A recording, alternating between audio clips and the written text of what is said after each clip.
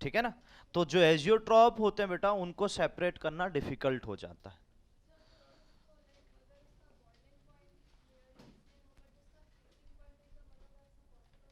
नहीं देखो बेटा, मैं ऐसा नहीं कहूंगा कि बेटा फ्रीजिंग पॉइंट अलग नहीं होगा, होगा, लेकिन फ्रीजिंग पॉइंट से भी आप सेपरेट आउट नहीं कर पाओगे। क्यों? जिसका बॉइलिंग पॉइंट सेम है नियरली, और तो उसका फ्रीजिंग पॉइंट भी नियरली सेम ही होगा। क्यों? ऑब्वियस है कि बेटा वो लिक्विड सेम कैटेगरी का आ गया ना, लगभग सेम कैटेगरी में चीज। तो अगर दोनों चीज सेम हो गई बेटा तो फिर उसका फ्रीजिंग पॉइंट भी नियरली सेम होगा। ऐसा नहीं होगा कि किसी का बॉइलिंग पॉइंट नियरली सेम और फ्रीजिंग पॉइंट में बहुत बड़ा डिफरेंस।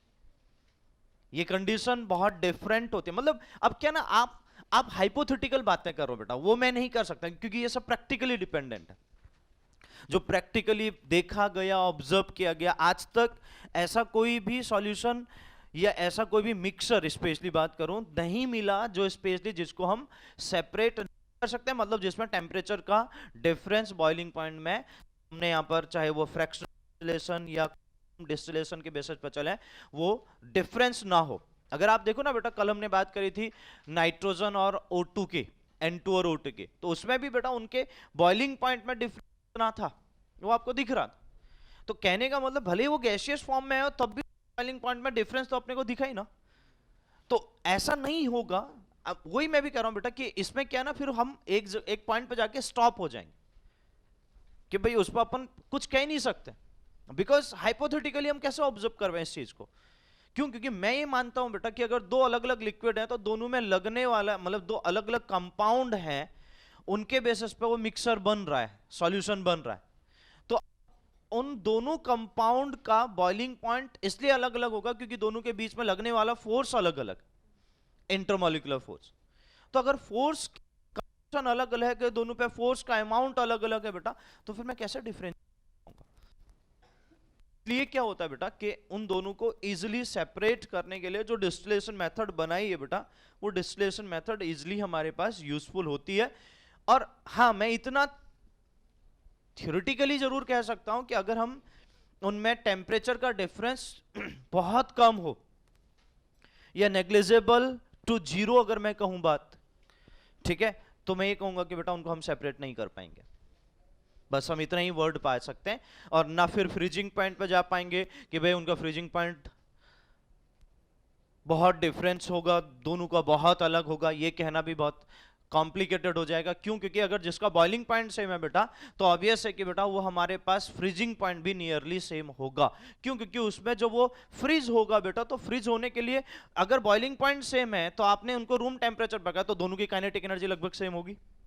अगर काइनेटिक एनर्जी सेम होगी तो बेटा फ्रीज करोगे तो दोनों सेम काइनेटिक एनर्जी से अपनी को एनर्जी को लॉस करेंगे, तो हो सकता है बेटा दोनों का फ्रीजिंग पॉइंट भी नियरली सेम हो, तो फिर तो उनको सेपरेट कर ही नहीं पाएंगे ना। इसलिए ये पॉइंट मेरा कहने का मीन्स है बेटा कि ये सब हाइपोथेटिकल बातें हैं।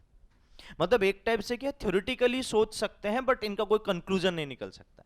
प्रैक्टिकली देखा गया कि बेटा अगर दो अलग अलग लिक्विड है और वो मिसेबल हैं तो उनका बॉइलिंग पॉइंट अलग अलग होगा, और उनका बॉइलिंग पॉइंट का जो आपको कंडीशन बताई कि या तो बेटा डिफरेंस बहुत ज्यादा होगा जिसमें हम सिंपल डिस्टिलेशन यूज कर सकते हैं, या हमारे पास वो डिफरेंस कम होगा जिसमें हम फ्रैक्शनल डिस्टिलेशन यूज कर सकते हैं, तो अपन कह सकते हैं। अब हाइपोथेटिकली मैं कोई भी चीज को यहां पर ऑब्जर्व नहीं करता हूं क्योंकि अगर कोई चीज को आप प्रैक्टिकली देख पा रहे हो बेटा, तो उसको मैं हाइपोथेटिकली किस तरीके से ऑब्जर्व कर पाऊंगा? ठीक है ना, डन। चलिए, और किसी को कोई डाउट? एनीवन? कंप्लीट? हाँ जी, इस वाले में ना। हाँ, in case of two liquid which have very close boiling point, both the liquid tends to distill over in different proportion। तब ये सीधी सी बात है बेटा, क्लोज मतलब कि कहने का मतलब यह है कि कम से कम अगर फ्रैक्शनल डिस्टिलेशन कर रहे हैं तो फ्रैक्शनल डिस्टिलेशन के लिए जो रेंज है उतनी रेंज होनी चाहिए। अब उस रेंज से अगर आपका बहुत ज्यादा कॉम्प्लिकेटेड हुआ तो बेटा उसको सेपरेट करना डिफिकल्ट हो जाएगा। तो लिखा भी, in case of two liquid which have very close boiling point, both the liquid tends to distill over in different proportion. तो आप क्या करोगे? रेशियो अलग अलग ले लोगे। तो हो, अब ऑब्वियस है सॉल्यूशन बनाते हो तो कैसे बनाते हो बताओ, एक सॉल्यूट एक सॉल्वेंट। तो सॉल्यूट जो है आप कम अमाउंट पे ले रहे हो, सॉल्वेंट को ज्यादा अमाउंट पे ले रहे हो, तो सॉल्यूशन बन गया। अगर आप इक्वल प्रोपोर्शन में लोगे, फ्रैक्शनल डिस्टिलेशन में इसलिए कभी भी इक्वल प्रोपोर्शन में वैसे भी नहीं लिया जाता, तो फ्रैक्शनल डिस्टिलेशन में हम क्या करते हैं बेटा, दोनों के अमाउंट को वेरी करके रखते हैं और थोड़ा उनके प्रोपोर्शन में डिफरेंस होता है, जिसकी वजह से क्या होता है बेटा कि उनको सेपरेट करना इजी हो जाता है। तो क्योंकि अमाउंट से भी अपन समझ सकते हैं कि भाई इसका अमाउंट ज्यादा था तो यहां पर हमारा सेपरेशन इजिली हो जाएगा। क्यों? क्योंकि ये फ्रैक्शनल डिस्टिलेशन का ये पार्ट भी इंपॉर्टेंट है, बट ये केस के लिए नहीं है जब वहां पर बॉइलिंग बहुत क्लोज हो, जैसे आपके उसमें दिया है कि 10 डिग्री सेल्सियस, तो मैं कहूंगा कि 10 डिग्री सेल्सियस के आसपास वो टेम्परेचर रहेगा, मतलब ठीक है। तो हम ये कह सकते हैं कि बेटा हमारे पास उस केसेस में हम प्रॉपरली वहां पर आपका फ्रैक्शनल डिस्टिलेशन में जो यूज कर रहे हैं कंपोनेंट को, उन कंपोनेंट के प्रोपोर्शन को भी ध्यान में रखेंगे, उनका रेशियो लेके चलेंगे। डन? ठीक है, और किसी को कोई डाउट? कंप्लीट? ठीक है, तो हमने कल जो डिस्कस किया था बेटा, लास्ट डिस्टिलेशन की बात करी थी और उसमें एयर के डिस्टिलेशन की भी बात करी थी। कल हमने सिंपल डिस्टिलेशन, फ्रैक्शनल डिस्टिलेशन और सिंपल फ्रैक्शनल में क्या डिफरेंस है ये बात हुई थी। फ्रैक्शनल किस तरीके से चलता है ये भी आपको समझाया था, और उसके बाद बेटा हमने एयर के डिस्टिलेशन की भी बात करी थी। और मैंने आपको बोला था कि बेटा अगर एयर में हमारे पास 4 कंपोनेंट हो जाएं, ठीक है, तो किस तरीके से सेपरेट करेंगे। तो वाटर था, CO2 था, N2O2 था हमारे पास, हमने ये 4 गैसेस ली थी, मिक्सचर ऑफ गैसेस। तो बेटा हमने वहां पर सबसे पहले ये बात कही कि भाई अगर हमें कूलिंग करेंगे तो क्या सेपरेट होगा, H2O, ठीक है। फिर हमने कहा था कि बेटा अगर क्रिटिकल पॉइंट अचीव हो जाएगा तो जिसका क्रिटिकल पॉइंट जल्दी आएगा, और वो था बेटा जो हैवी गैस है CO2, तो CO2 का क्रिटिकल पॉइंट जल्दी आ जाएगा तो वो लिक्विफाई हो जाएगी, तो उसको सेपरेट कर सकते हैं। फिर उसके बाद N2O2 को भी हम लिक्विफाई कर लेंगे, कैसे,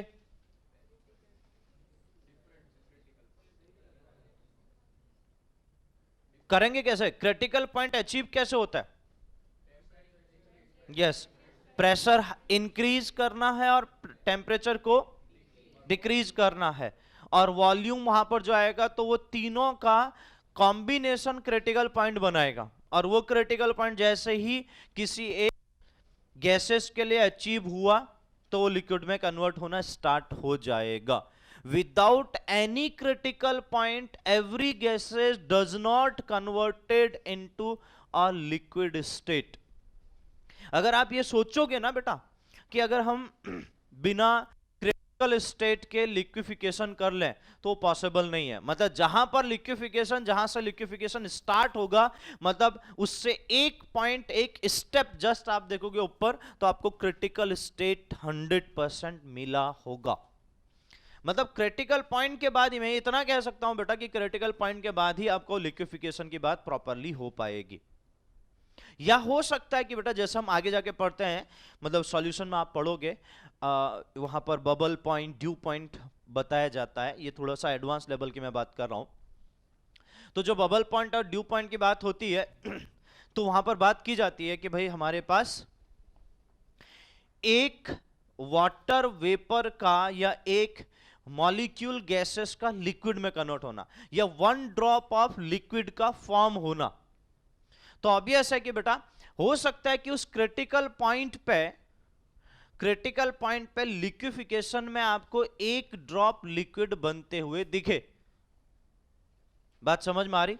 लेकिन आप ये कहोगे हर हमेशा कि क्रिटिकल पॉइंट से पहले ऊपर, मतलब उससे हायर कंडीशन पे लिक्विफिकेशन नहीं कर सकते हो। क्रिटिकल पॉइंट पे लिक्विफिकेशन स्टार्ट हो सकता है, इसमें कोई डाउट नहीं है, ठीक है ना। लेकिन क्रिटिकल पॉइंट से ऊपर वाले कंडीशन में आप हो तो आपको अगर ये सोच के चलो कि वहां लिक्विफिकेशन होगा, वो पॉसिबल नहीं है। मतलब एक टाइप से वो बॉर्डर लाइन है, क्रिटिकल पॉइंट मेरी बॉर्डर लाइन है, उससे नीचे ही रहूंगा, यानी उससे टेम्परेचर डाउन और उससे प्रेशर उस केसेस से थोड़ा हाई, तो ऑटोमेटिकली वहां पर हमारी कंडीशन क्या होगी, वो गैसेस लिक्विड में कन्वर्ट होगा। तो कल मैंने आपको जो क्रिटिकल पॉइंट की बात करी थी बेटा, उसको भी बहुत अच्छे से ध्यान रखिएगा। तो आपने यहां नाइट्रोजन और ऑक्सीजन को भी उसके क्रिटिकल पॉइंट पे लाके क्या कर दिया, लिक्विफाई कर दिया।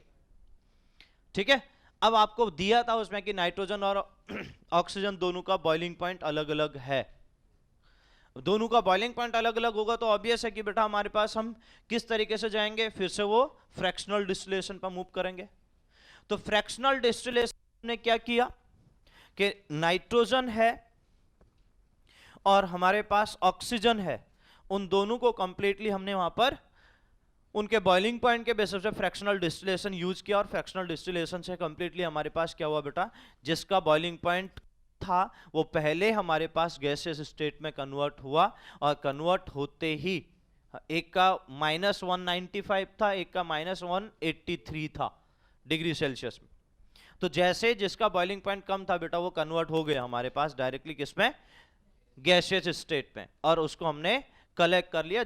दोनों के दोनों गैसेस हमारे क्या हो जाएंगे बेटा, सेपरेट आउट हो जाएंगे। Is that clear everyone?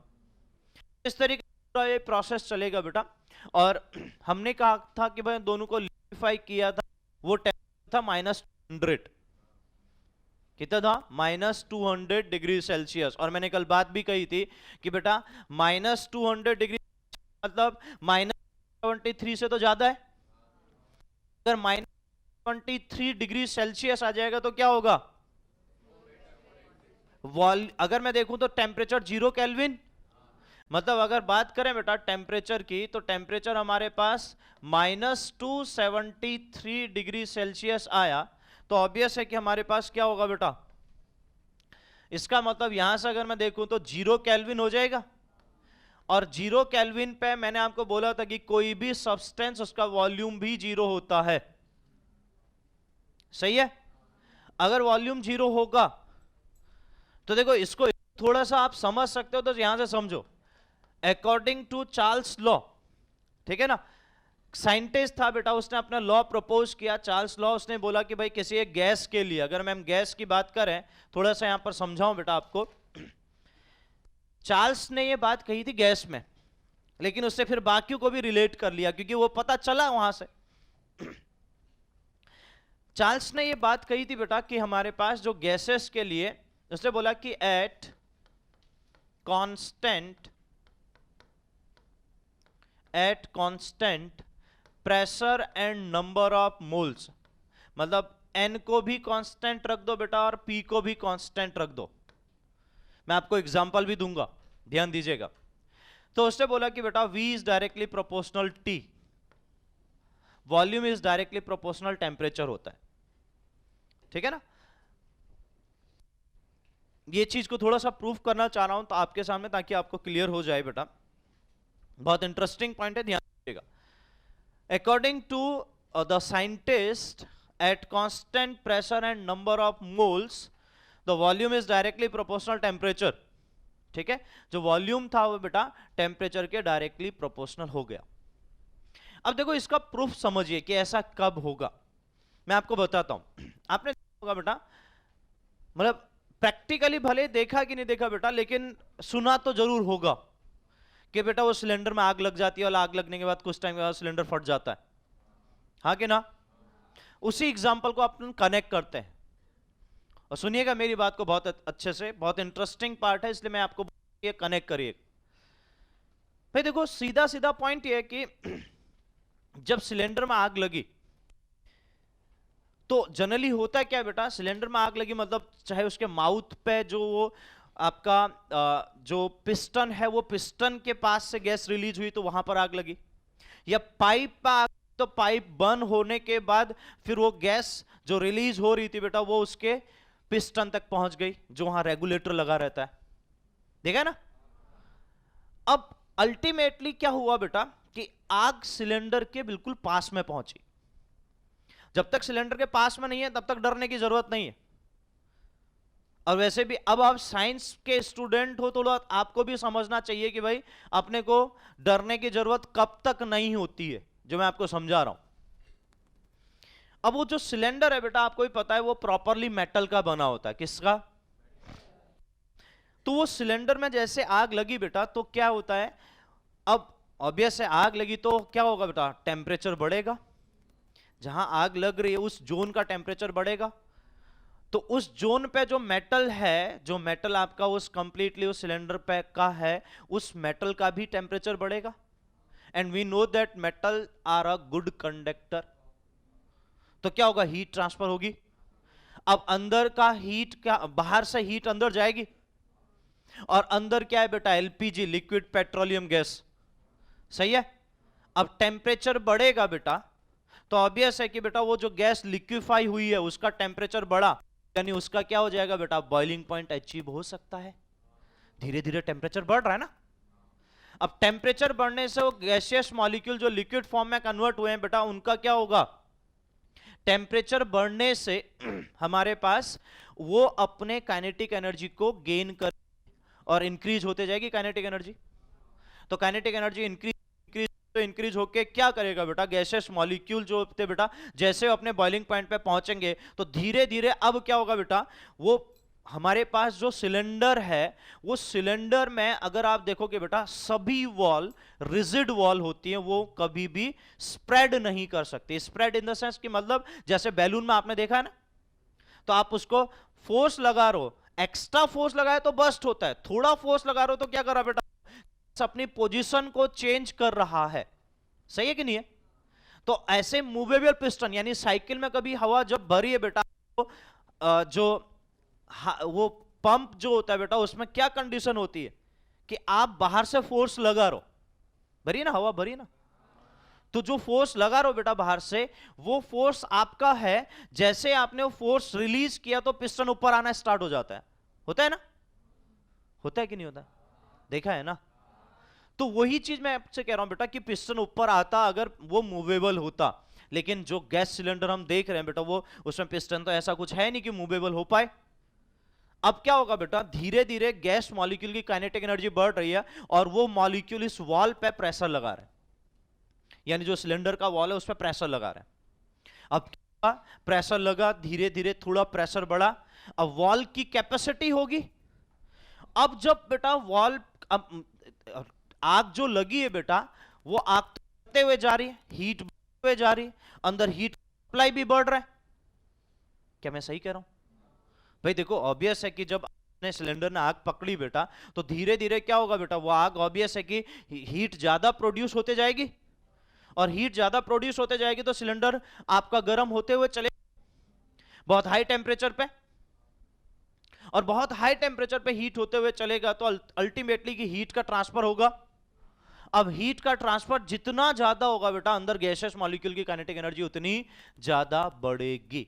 मेरी बात सबको समझ में आ रही। अब क्या हुआ बेटा, पहले तो ऐसे थे कि 100 मॉलिक्यूल की काइनेटिक एनर्जी ज्यादा थी, तो उनने फोर्स लगाया। अब हीट और बढ़ी तो अब 1000 मॉलिक्यूल की काइनेटिक एनर्जी ज्यादा बढ़ी, उनने एक साथ वॉल पे प्रेशर लगाया। अब धीरे धीरे ये होते होते ऐसा हुआ कि नंबर ऑफ मॉलिक्यूल एक साथ उस वॉल पे प्रेशर लगा रहे हैं। क्यों? क्योंकि अब मैक्सिमम मॉलिक्यूल की काइनेटिक एनर्जी बढ़ना स्टार्ट हो चुकी है। अब एक पॉइंट ऐसा आएगा बेटा जहां पर वो मॉलिक्यूल एक साथ उस वॉल पे प्रेशर लगाएंगे, और जैसे वो एक साथ उस वॉल पे प्रेशर लगाएंगे बेटा, तो अगर उस वॉल की कैपेसिटी, मतलब उस वॉल पे लगने वाला जो प्रेशर है बेटा, वो प्रेशर उसके फोर्स से बियॉन्ड चले जाएगा तो वो बस्ट होगा। हाँ कि ना? यस और नो? बैलून में भी तो ऐसा ही होता है ना बेटा, जो बलून में आप देख रहे हो बेटा, तो वहां पर भी ऐसा ही हो रहा है। आपने फोर्स बाहर से लगाया, वो फोर्स अगर उसके एक्सटेंड होने के फोर्स से ज्यादा हो जाएगा तो बस्ट हो जाता है। समझे कि नहीं समझे? तो अब मैं ये कहना चाह रहा हूं बेटा कि यहां पर सिलेंडर बस्ट होने के पीछे रीजन क्या था कि भाई उसकी काइनेटिक एनर्जी मॉलिक्यूल की बढ़ी, और वो किसकी वजह से बढ़ी? टेम्परेचर बढ़ने की वजह से। यस और नो? तो टेम्परेचर बढ़ने की वजह से काइनेटिक एनर्जी बढ़ी, और काइनेटिक एनर्जी बढ़ने से क्या हुआ बेटा, वो एक्सटेंड करना चाहा, मतलब वो चाह रहा था, अगर वो पिस्टन मूवेबल होता तो बेटा पिस्टन मूव कर जाता, जिसकी वजह से वो सिलेंडर फटता नहीं, हो सकता नहीं फटता, लेकिन पिस्टन मूवेबल था ही नहीं, तो सिलेंडर फटा। Understood everyone? तो हो क्या रहा है बेटा, अब मुझे एक चीज बताओ, जो वॉल्यूम उस सिलेंडर के अंदर है गैसेस का, वो एक्सटेंड करना चाह रहा है, तभी ऐसा हुआ। यस और नो? तभी सिलेंडर फटा ना। नहीं तो नॉर्मली क्यों नहीं फटता बेटा? भाई आप सोचो गर्मियों में भी वो सिलेंडर नहीं फटता है ना, तो इसका मतलब वो गर्मियों वाला टेम्परेचर भी झेल जाता है उस टेम्परेचर। और ऐसा तो नहीं कि गर्मियों में टेम्परेचर जो आपका बाहर जो टेम्परेचर बेटा उसका इफेक्ट सिलेंडर पर नहीं पड़ता होगा, पड़ता तो होगा ना। क्यों? क्योंकि सिलेंडर पे बाहर सिलेंडर तो मेटल का ही है, पहले अभी भी मेटल है, और जब हाई टेम्परेचर होता है तब भी मेटल का ही होता है। तो मतलब उस टेम्परेचर का इंपैक्ट उस सिलेंडर पे कुछ नहीं पड़ने वाला। इंपैक्ट तब पड़ेगा जब आपका स्पेशली जो हीट बहुत ज्यादा बढ़ जाएगी। Understood everyone? अरे समझे मेरी बात को? तो उस बेसिस पे क्या हुआ बेटा कि वो सिलेंडर जब बस्ट हुआ तो वो चाह क्या रहा था कि वॉल्यूम का बढ़ना, टेम्परेचर बढ़ाने से वॉल्यूम एक्सपेंड हो रहा है, और एक्सपेंड हो रहा है मतलब टेम्परेचर बढ़ा तो वॉल्यूम भी बढ़ना चाह रहा है। Understood everyone? तो हो गया डायरेक्टली प्रोपोर्शनल? बताओ जल्दी बोलो, हो गया कि नहीं हो गया? तो वॉल्यूम तब बढ़ेगा बेटा जब टेम्परेचर बढ़ेगा। और इसका इंपैक्ट क्या है कि अंदर देखो मैंने क्या कांस्टेंट क्या रखा है, जो मैंने आपको लिखा है यहां कांस्टेंट है अमाउंट। देखो आप सिलेंडर क्लोज है, क्लोज कंटेनर है, कोई मोल तो ऐड नहीं कर रहा हूं, यानी अमाउंट ऑफ गैस तो फिक्स है। जो प्रेशर कांस्टेंट है ये बाहर का प्रेशर कांस्टेंट है, मतलब सराउंडिंग का प्रेशर मेरा 1 atm है, वो चेंज नहीं कर रहा हूं। तो अंदर का प्रेशर तो बढ़ेगा ना। उसी प्रेशर से क्या हो रहा है बेटा, वॉल पे फोर्स जो लगा रहा है बेटा वो मॉलिक्यूल, वही तो क्या कर रहे हैं बेटा, वॉल्यूम को बढ़ाना चाह रहे हैं ना, एक्सपेंड होना चाह रहे हैं ना। समझे कि नहीं समझे? समझे? तो इंपॉर्टेंट क्या है बेटा, हमारे पास उस गैसियस मॉलिक्यूल का काइनेटिक एनर्जी बढ़ने से उस पे जो एनर्जी थी बेटा उसकी वजह से वहां उस वॉल पे उसने पर यूनिट एरिया पे जो फोर्स लगाया बेटा, वो फोर्स ही बेटा हमारा प्रेशर कहलाएगा। तो अंदर का प्रेशर बढ़ा, बाहर का प्रेशर कांस्टेंट, अंदर का प्रेशर बढ़ा, अंदर का प्रेशर बढ़ने की वजह से वॉल्यूम अब एक्सपेंड होना चाह रहा है। Is that clear everyone? इससे बेटा क्या हुआ, V is directly proportional T। क्या मेरी बात सबको समझ में आई? यस और नो? तो अगर ऐसा देखूं बेटा V is directly proportional T, तो V इक्वल्स टू एक कांस्टेंट आ जाएगा K equals to T, proportional constant आ जाएगा K। बोलो जल्दी से बेटा, यस और no? So V equals to KT।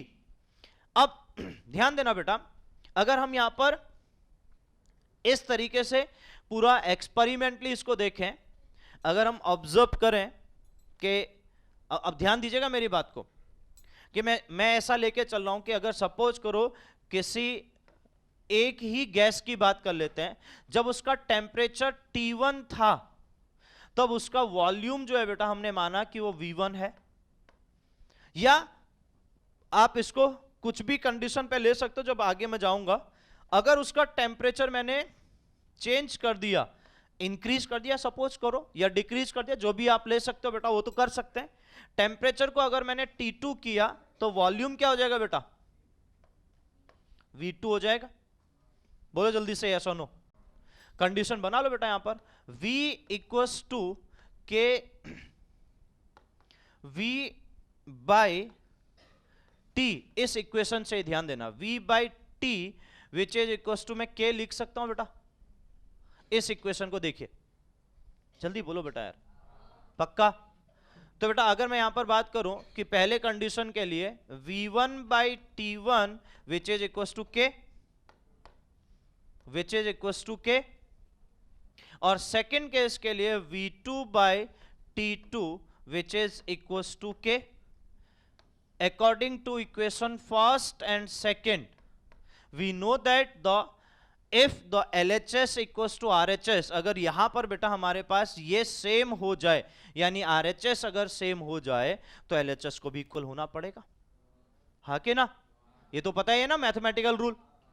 तो अगर रूल पता है बेटा तो सीधे सीधे लिख सकता हूं कि V1 by T1 which is equals to V2 by T2 according to equation first and equation second, the V1 by T1 which is equals to V2 by T2। any doubt? क्या मेरी बात सबको समझ में आई? तो यहां से ध्यान दो बेटा कि ये एक हमारे पास रिलेशन बन गया। अब इस रिलेशन को समझने की कोशिश करो, मैं यहां पर आपको कंडीशन बताते हुए चल रहा हूं। अगर हमारे पास V1 को, ध्यान दीजिएगा बहुत अच्छे से, V1 को बेटा मैं V0 ले लूं और T1 को मैं यहां पर 0 डिग्री सेल्सियस ले लूं, और टेम्परेचर ऑलवेज केल्विन में लेना होता है क्योंकि उसकी ऐसा यूनिट ही केल्विन है, तो 0 डिग्री सेल्सियस या 273 केल्विन।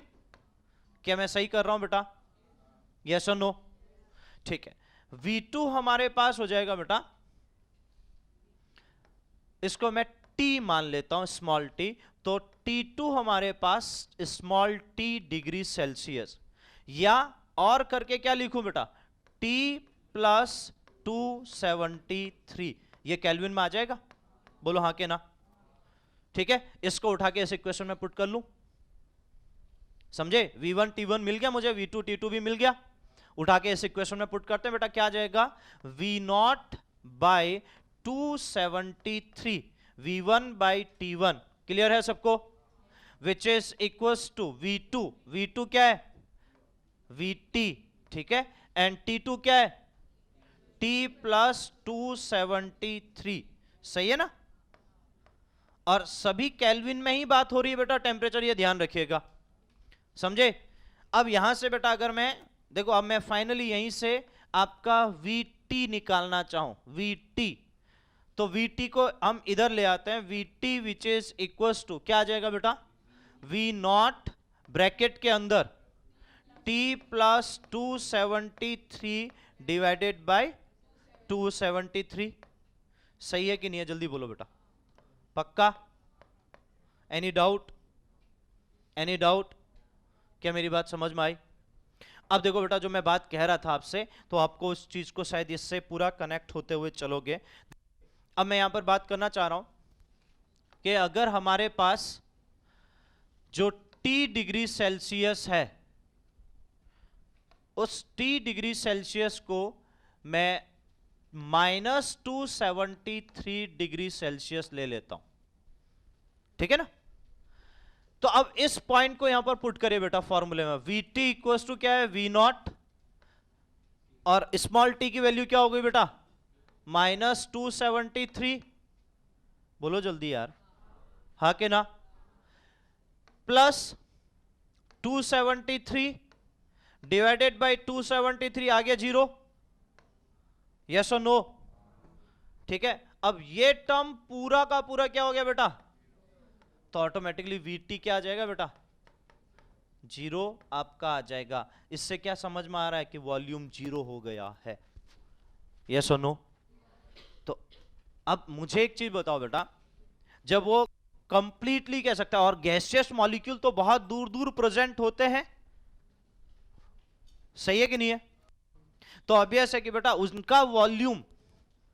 उनका वॉल्यूम तो अगर हम देखें तो सबसे ज्यादा हमारे पास वेरी करता है। अगर देखो मैं ये बात करो बेटा, यहां जो गैस प्रेजेंट है, सुनिएगा मेरी बात को बहुत अच्छे से, यहां जो गैस प्रेजेंट है, अगर मैं आपसे बोलूं कि बेटा इस गैस का वॉल्यूम कितना होगा, तो आप क्या बोलोगे, रूम के वॉल्यूम के बराबर होगा, सही है? लेकिन इस गैस को उठा के मैंने एक बीकर में कलेक्ट कर लिया और मैंने उसको कंडेंस किया, लिक्विड फॉर्म में कन्वर्ट कर दिया, तो अब मुझे बताइए बेटा, वो गैस का वॉल्यूम पहले रूम के वॉल्यूम के बराबर था, मैंने उसका लिक्विड फॉर्म बना दिया, तो अब लिक्विड का वॉल्यूम क्या होगा, जितना उसने कंटेनर का स्पेस ऑक्यूपाई किया होगा उतना ही वॉल्यूम होगा, सही है? अगर मैं उसको सॉलिडिफाई कर लूं बेटा, तो हो सकता है और कम स्पेस ले ले, तो वॉल्यूम धीरे धीरे कम कहां हो रहा है बेटा, सॉलिड से लिक्विड, लिक्विड से मतलब सबसे कम वॉल्यूम हमारा सॉलिड में, फिर उसके बाद ज्यादा लिक्विड में, सबसे ज्यादा, अगर हमने अमाउंट सेम लिया, उसी को हम 3 फॉर्म में देख रहे हैं, तो क्या मैं सही कह रहा हूं? तो अब देखो बेटा, गैसेस के लिए कंडीशन आ गई कि भाई गैसेस के लिए जो वॉल्यूम जो सबसे ज्यादा होना चाहिए था वो ही 0 हो गया, तो बाकी कंडीशन को तो रिलेट ही नहीं कर पाएंगे ना। तो यहां से ये कंक्लूजन निकला कि अगर टेम्परेचर किसी भी सब्सटेंस का -273 डिग्री सेल्सियस हो जाए, यानी 0 केल्विन हो जाए, जिसे हम एब्सोल्यूट टेम्परेचर कहते हैं, एब्सोल्यूट 0 केल्विन, इसको बोला जाता है बेटा एब्सोल्यूट 0 केल्विन, 0 टेम्परेचर या 0 केल्विन टेम्परेचर, ठीक है ना? एब्सोल्यूट जीरो, ये बहुत इंपॉर्टेंट है बेटा, ठीक है ना। और वैसे भी जब भी टेम्परेचर को मेजर करोगे केल्विन में, तो केल्विन का मतलब हम उसको बोलते हैं कि वो टेम्परेचर एब्सोल्यूट टेम्परेचर है। कैसा टेम्परेचर है, ठीक है ना। तो ये ध्यान रखिएगा आगे के लिए भी। अंडरस्टूड एवरीवन, समझे? नोट डाउन कर लेना बेटा यार, ये तुझे पिछले 2-3 बार से बेटा ये बोलना पड़ता है, क्यों परेशान क्यों रहता तू? बाद में लिख लेगा ना, तो अभी लिखने में तुझे दिक्कत है?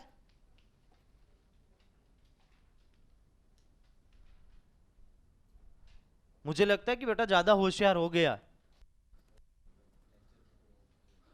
तो उस समय टाइम जाएगा ना बेटा अपना।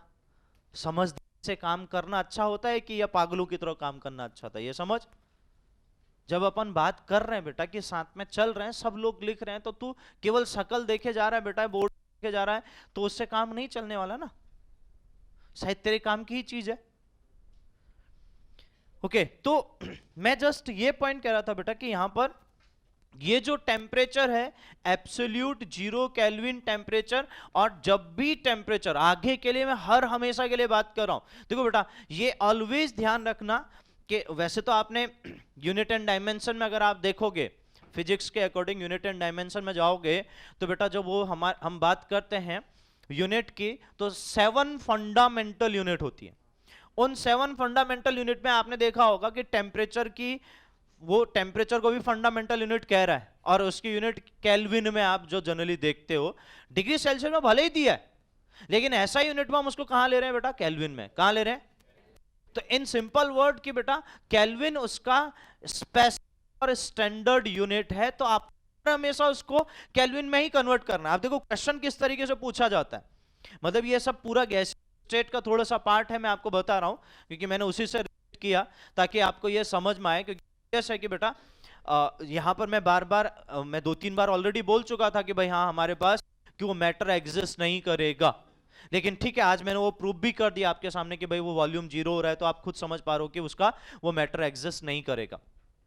बात ये आ रही बेटा कि ये ध्यान दो कि टेम्परेचर आपको डिग्री सेल्सियस में दिया है, तो पहले आप उसको किस में कन्वर्ट करोगे बेटा, केल्विन में। अब ऐसा हो सकता है कि जो फॉर्मूला आपके सामने लिखा V1/T1 = V2/T2 है ना, तो उस फॉर्मूले में ऐसा हो सकता है बेटा आपको एक टेम्परेचर दे दे और दोनों मतलब 4 अननोन है जिसमें से 3 नोन कर देगा, एक अननोन ढूंढने के लिए बोलेगा। समझे कि नहीं समझे? तो अब बेटा हमारे पास अगर सपोज टेम्परेचर T2 पूछे, अब T2 जब भी पूछेगा तो हो सकता है कि बेटा आपसे वो T2 आपसे ऑप्शन के अकॉर्डिंग वो डिग्री सेल्सियस में दे दे। तो आपका काम क्या है, सबसे पहले बेटा जो टेम्परेचर T1 दिया है डिग्री सेल्सियस उसको केल्विन में कन्वर्ट करना है, V1 V2 की वैल्यू पुट करनी है, T2 निकाल लेना है, और T2 आएगा किसमें, केल्विन में। किसमें आएगा? अब केल्विन को डिग्री सेल्सियस में कन्वर्ट करोगे। अब ये स्टेप अपने को बहुत प्रॉपरली ध्यान होना चाहिए। कहां से कहां जाना है कि टेम्परेचर डिग्री सेल्सियस दिया है तो उसको केल्विन में कन्वर्ट करना है, तो क्वेश्चन फिर डील करना है। और अगर हमें टेम्परेचर ही निकालना है तो टेम्परेचर केल्विन में आएगा, केल्विन को हमें डिग्री सेल्सियस में कन्वर्ट करना है अगर पूछा है डिग्री सेल्सियस में। बात समझ में आई? तो वो जो रिलेशन आपके सामने मैंने लिखा बेटा, मैं उसी की बात कर रहा हूं, V0/273 which is equals to VT/T plus 273। अब मुझे एक चीज बताइए बेटा,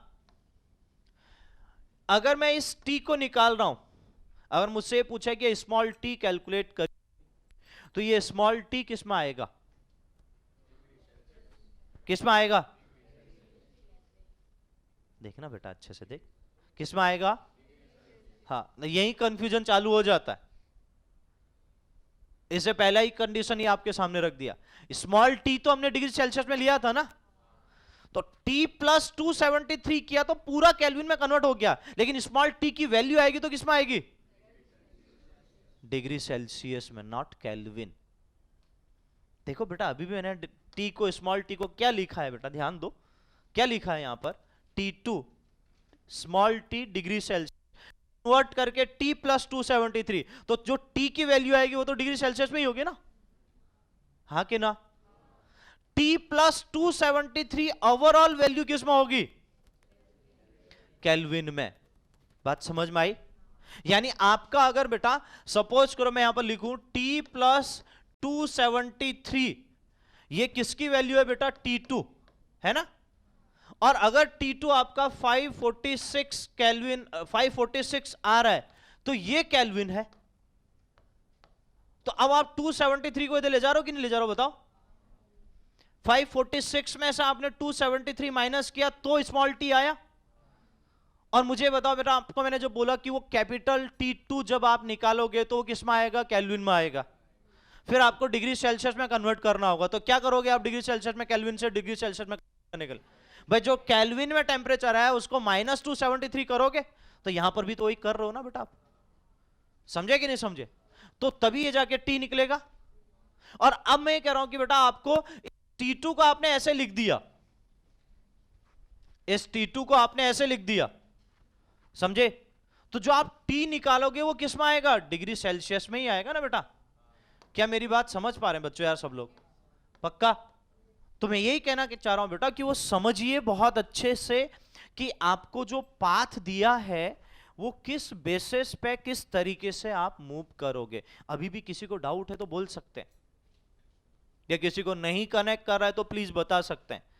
क्योंकि देखो यही चीज यहां से सीख जाओगे तो आगे जाके दिक्कत नहीं होगी। नहीं तो बात यही होती है बेटा कि 12th में भले पहुंच जाते हैं, 12th तक पहुंच जाएं, फिर भी एक इस चीज में गलतियां करते हैं। क्योंकि क्या है बेटा, ये बात सही है ना कि वो डाइजेस्ट होगा तो आप दिमाग में प्रॉपरली फिर सेट कर पाओगे।